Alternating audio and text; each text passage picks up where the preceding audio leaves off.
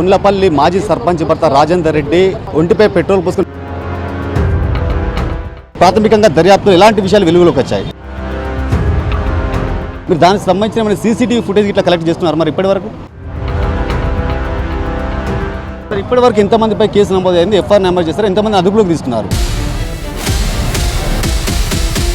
కరీంనగర్ జిల్లా గన్నేరువరం మండలం గుండ్లపల్లి మాజీ సర్పంచ్ భర్త రాజేందర్ రెడ్డి గత 10 రోజుల క్రితం ఎమ్మెల్యే క్యాంప్ ఆవాస్ ముందు ఒంటిపై పెట్రోల్ పోసుకుని నిప్పండించుకుని అతని మరణానికి గల కారణమైన వ్యక్తులపై చర్యలు తీసుకోవాలని కూడా ఇటు సివిల్ హాస్పిటల్ ముందు ధర్నా చేశారు. అయితే వెంటనే అక్కడి సంఘటన స్థలానికి చేరుకున్న రూరల్ ఏసీపీ విజయ్ కుమార్ కుటుంబ సభ్యులతో చర్చలు జరిపి ధర్నాను విరమింపజేశారు. మనతో పాటు రూరల్ ఏసీపీ విజయ్ కుమార్ అతన్ని మనిషి సో చెప్పండి సార్, ప్రాథమికంగా దర్యాప్తులో ఎలాంటి విషయాలు వెలుగులోకి వచ్చాయి? గత వారం రోజుల క్రితము ఇప్పుడు చనిపోయిన వ్యక్తి మరొక 2 వ్యక్తుల మధ్యన గొడవ అయితే 2 పిటిషన్లు గన్నేరువరం పోలీస్ స్టేషన్లో ఇవ్వడం జరిగింది.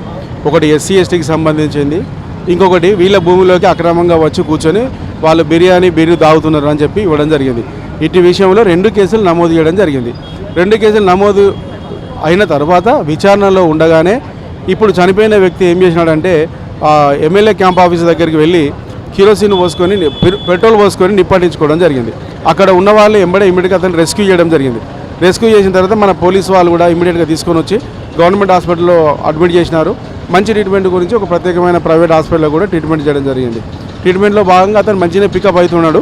ఆల్ ఆఫ్ సడన్గా నిన్న ఉదయం అతని ఇంటర్నల్ ఆర్గాన్స్ అన్నీ పనిచేయడం మానేసి సీరియస్ కండిషన్ వచ్చి ఈరోజు రాత్రి అంటే నిన్న ఈరోజు మధ్యరాత్రి చనిపోయినట్టుగా వాళ్ళు డాక్టర్స్ డిక్లేర్ చేయడం జరిగింది. కుటుంబ సభ్యులేమో అక్కడ వారిపై ఆరోపిస్తున్నారు. మీరు దానికి సంబంధించిన సీసీటీవీ ఫుటేజ్ ఇట్లా కలెక్ట్ చేస్తున్నారు మరి ఇప్పటివరకు? సీసీటీవీ ఫుటేజ్ కలెక్ట్ చేసుకున్నాము. అతనే కిరోసిన్ పెట్రోల్ పోసుకున్నాడు అని చెప్పి చెప్పడం జరిగింది. ఇప్పటివరకు ఎంతమందిపై కేసు నమోదైంది, ఎఫ్ఐఆర్ నమోదు చేస్తారు, ఎంతమంది అదుపులోకి తీసుకున్నారు? ఈ రోజే వాళ్ళు దరఖాస్తు ఇచ్చినారు. చనిపోయిన దాని మీద ఒక 5 మీద వాళ్ళు దరఖాస్తు ఇచ్చారు. ఇప్పుడే ఎఫ్ఐఆర్ అయింది, కేసు ఇన్వెస్టిగేషన్ మొదలైంది. ఓకే సార్, ప్రధానంగా ఈ కేసు పూర్తి వివరాలు ఎప్పుడు వెల్లడిస్తారు సార్?